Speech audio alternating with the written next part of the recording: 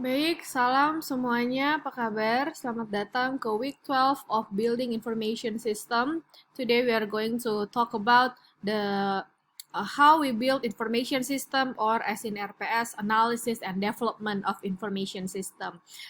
Mainly what we are going to talk about today is how information system is built into, how is it developed in an organization. Because when an organization started, it doesn't necessarily already have an information system, let alone a digital one or a highly technical one. Sometimes the information systems, maybe it used to be manual or there were non-existent whatsoever. So today we are going to look into how we build and develop information system within organizations. The learning objectives are how do we do that, how a new system can make an organizational change, what do we do, what are the core activities, and what are the principal methodologies when we are modeling and designing system, and what are the alternative methods, and what are the new approaches. Well, we see now there is a case here where CIMB wanted to improve efficiency. Jadi CIMB Group ini mau meningkatkan dia punya tingkat efisiensi dalam bisnis prosesnya. Nah, solusinya adalah mereka mengembangkan alat atau software yang namanya ARIS BPM yang dipakai untuk mengidentifikasi 25 areas for improving efficiency. Jadi ternyata dengan alat ini mereka bisa mengidentifikasi 25 area yang butuh peningkatan efisiensi. Nah, mereka menggunakan ID dari pemerintah, ini CIMB kan dari Malaysia ya, pakai smart card untuk mengotomatisasikan penginputan customer data sehingga waktu yang dibutuhkan dengan pakai ID dari pemerintah tersebut, mereka bisa menurunkan sampai 50% waktu yang dibutuhkan untuk memproses, menginput data customer. Jadi jadi jauh lebih efisien. Nah, ini kita bisa melihat bagaimana CIMB tadi punya masalah. Dia punya masalah apa? Oh, dia mau meningkatkan tingkat efisiensinya. Solusinya apa? Oke, pakai alat information system ini, dan ternyata dengan kasih masuk saja government ID smart card-nya, mereka bisa hemat waktu sampai 50%. Jadi mungkin yang tadinya butuh 10 menit untuk input data, sisa 5 menit. Artinya apa? Kita bisa layani lebih banyak konsumen. Artinya apa? Kita bisa menerima lebih banyak konsumen begitu. Jadi lebih efisien. Jadi kita bisa melihat dari contoh tersebut, it demonstrate the use of information system to streamline and redesign. Jadi kita bisa mendesain ulang proses bisnis yang dilakukan di dalam organisasinya kita. Nah, hal ini juga memperlihatkan bahwa the first key step, langkah pertama yang utama ketika kita mau membangun sistem yang baru adalah kita harus melakukan analisa. Nah, system as planned organizational change. Structural organizational changes enabled by IT. Jadi, perubahan organisasional secara struktur itu dipermudah dengan adanya information technology. First, ya of course, automation. Jadi secara otomatis kita melakukan sesuatu. It increases efficiency, it replaces manual tasks, so we don't have to do things manually. And the second, the rationalization of procedures. So it streamlines standard operating procedures and often found in programs for making continuous quality improvements. Does include TQM, Total Quality Management, and also Six Sigma. Also, the structural organizational changes, itu includes business process redesign. So we analyze, and then we simplify, and then we redesign business processes. We reorganize the workflow, we combine the steps, we eliminate repetition, and also, of course, there are paradigm shifts. So how people see the information system, how people see how this should work. The mindset is changed. The mindset is changed. There is a shift in paradigm. So we rethink the nature of business and we define the new business model. We change the nature of organization. Jadi contohnya ya, bagaimana pergeseran paradigma. Kalian mungkin tahu tentang Amazon Go. So we see in Amazon Go, we just tap our phone, we get our stuff, and then we don't do anything. We just simply walk out with the stuff and then it charged to our account. Jadi kita langsung bayar. Jadi kita sudah punya dompet digital. Pada saat masuk kita tap, kita cek, oh ya saya sudah masuk pinnya. Terus kita ambil apa yang kita mau. Habis itu langsung keluar tip. Nah, pakai QR code. Nah, tinggal masukkan saja ke dompet. Gitu. Nah, ini adalah suatu contoh bagaimana information system itu mengubah cara kita berpikir tentang pekerjaan kita gitu loh. Jadi kita kan pikirnya kalau zaman dulu kita mau beli sayur, caranya adalah ya saya pergi, misalnya zaman dulu sekali ya, saya pergi ke orang yang menanam sayur. Lama-lama, oh itu kumpul itu di pasar, oke kita ke pasar, ada proses negosiasi. Lama-lama, oh enggak boleh tawar, supermarket, kita beli sayur di supermarket harganya sudah fix. Oh sebelumnya kita kalau beli sayur kita minta sayur, nanti dia yang ambilkan. Habis itu berubah lagi bisnis prosesnya. Oh kita ke supermarket ambil sendiri sayur yang kita mau, kita nggak minta tunggu dilayani. Nah sekarang berubah lagi seperti Amazon Go. Kita tinggal tap di pintu masuk, ambil, pegang, langsung keluar, tidak pakai bayar lagi. Nanti dia otomatis charge ke account-nya kita.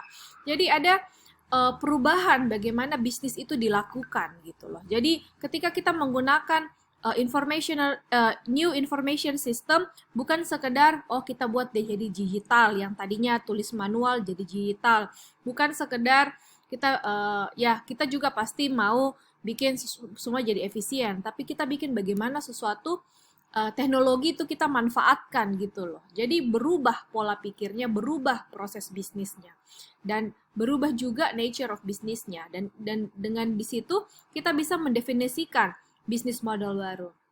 Contoh yang sangat inilah Gojek, bagaimana dia itu merevolusi the nature of transportation business gitu. Jadi dengan Gojek kan dulu kalau kita mau ambil Gojek ya kita harus jalan ke pangkalan, kita harus ini. Nah sekarang dengan aplikasi sama juga ketika kita lihat model bisnis dari penjualan tiket pesawat. Dulu kita harus pergi langsung ke airline-nya, lama-lama oh bisa ke agen, lama-lama agennya bisa dipesan lewat WA, lewat telepon, lama-lama kita sendiri langsung. Coba kalau 10 tahun yang lalu nggak kebayang itu, kita beli tiket pesawat itu dari handphone. Itu sesuatu yang unimaginable, unthinkable. Tapi ternyata begitulah bisnis model yang baru. Jadi, the structural organization itu memang dibawa dengan adanya sistem informasi yang baru. Nah, di sini kita bisa melihat, di slide we can see how the risk and return when we do a system as plan organizational change. So the higher the risk, the higher the return. So high risk, high return, right? So we can see here automation. It's a low risk but also low return. Automation is something that we see as something that you must do. But rationalization, it's a higher risk, so it gives higher return. Paradigm shift, when you revolutionize a system, when you make a new business model, the risk is very high. Tidak ada yang bisa menjamin itu Amazon Go akan bertahan. Tidak ada yang bisa menjamin, bukan berarti tidak bisa menjamin bahwa Amazon Go itu tidak ada resikonya. Pasti ada resikonya. Tapi ya, returnnya juga mungkin tinggi gitu. Sama kayak dompet digital. Dulu orang skeptis, masa sih amankah, bagaimanakah ya? Tentunya banyak, pasti resikonya tinggi. Tapi ketika kita bisa overcome resikonya, kita bisa mengeliminasi sisi-sisi negatifnya, kita bisa tingkatkan sekuritasnya dan lain-lain. Maksudnya make it secure, make it trustworthy, bisa dipercaya, maka returnnya juga pasti akan high, akan tinggi. Begitu. Jadi system as plan organizational change, di sini kita bisa lihat business process management. So there we use a variety of tools. There are several methodologies to analyze, design, and optimize process. In business process management, firms use it to manage business process redesign. Nah, langkah-langkah dalam business process management itu ada 5. There are 6 steps in BPM. The first is we identify the processes for change. Kita identifikasi apa sih proses yang butuh perubahan, apa sih proses yang bisa kita yang kita rasa kurang gitu. Apakah proses yang kita rasa kayaknya ini kurang afdol deh, kayaknya ini kurang bagus deh gitu. Apa ada yang sesuatu yang kita identifikasi dulu, yang mana titik yang kita mau ubah. Habis itu kita analisa proses yang ada sekarang itu bagaimana, kelebihannya apa, kekurangannya apa. Nah, kalau kita sudah analisa, maka kita bisa memberikan solusi. Oke, sebaiknya kelemahannya di sini kita kasih proses yang baru. Itu kan yang dilakukan sama Gojek. Dia pinpoint, dia tunjuk apa kelemahannya sistem ojek zaman dulu. Oh, kelemahannya adalah itu tukang ojek terlalu lama menunggu pelanggan. Pelanggan juga capek harus ke sana. Habis itu lama harus nego harga.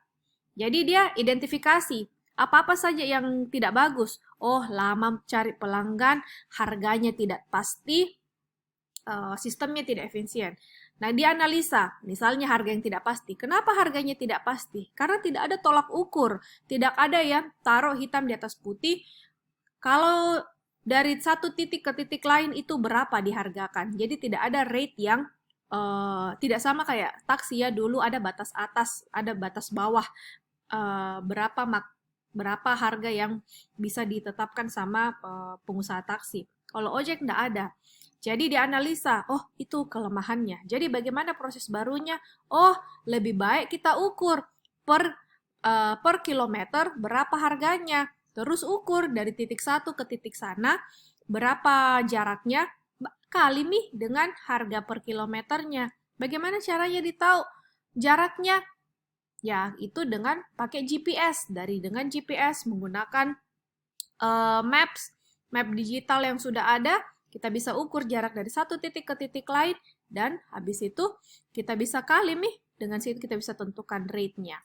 Jadi kita lihat ada proses identifikasi di situ, there is identify steps, and then we analyze it, and then design it. Nah, kalau kita sudah lakukan ketiga itu, bisa diimplementasi. Nah, kalau kita sudah implementasi, ya kita harus terus evaluasi, continuous measurement. Kita harus terus mengukur apakah desain yang kita perkenalkan, desain yang baru ini ngefek enggak, bagus enggak, bermanfaat enggak, atau malah bikin bisnis malah jadi tambah jelek, jadi tambah ribet. Nah, kita harus evaluasi kembali. Seperti itu. Nah, ini kita bisa lihat contoh di sini bagaimana kita orang purchasing a book from a physical bookstores. Jadi ini kita lihat ya contoh di sini toko buku fisik. Bagaimana dia punya proses, bagaimana blueprint-nya. Customer pergi dulu ke bookstore, kemudian dia cari, terus dia lihat ada enggak bukunya, kalau enggak ada tanya dulu sama penjualnya, ini prosesnya gitu.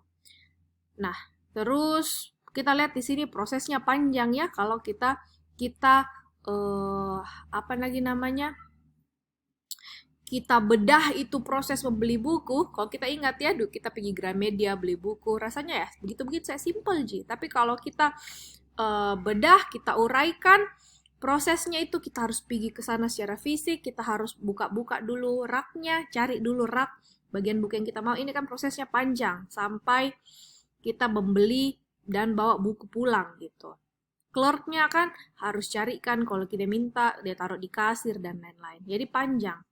Nah, ketika kita melakukan pembelian buku secara online, berubah bisnis prosesnya. Bagaimana berubahnya? Ya kita lihat di sini.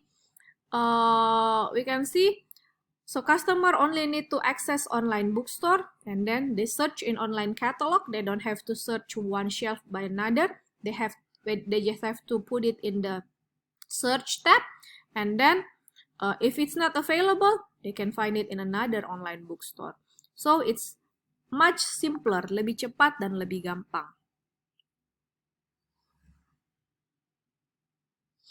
Next, there are variety of tools for BPM. Jadi untuk business process management ada banyak alat yang bisa dipakai ya. Ya itu tadi untuk